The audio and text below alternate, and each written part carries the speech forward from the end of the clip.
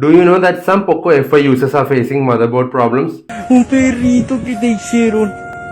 In this video, I'll tell you about two motherboard problems that are faced by some Poco F5 users. Then I'll tell you the reasons why these problems are happening, what solutions are there for these two problems, and also I'll tell you whether these problems are happening because of installing a new software update or not.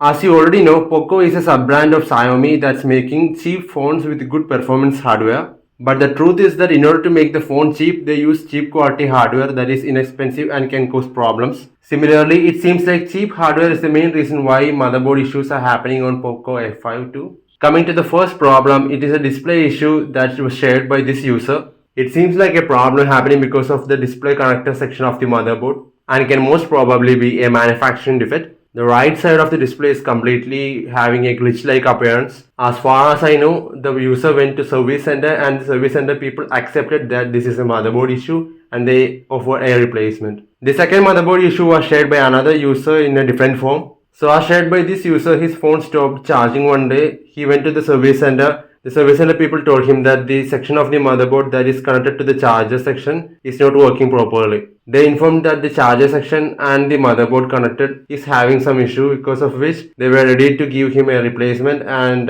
they accepted the issue as well as a motherboard issue. So according to me, the reason can be the fast charger damaging the charger IC, which makes the charging port not to work properly. And similarly, like the previous case, the only solution is going to service center asking them to give a free replacement. Some die-hard Poco fans might say that these are software issues and will be solved with new software updates.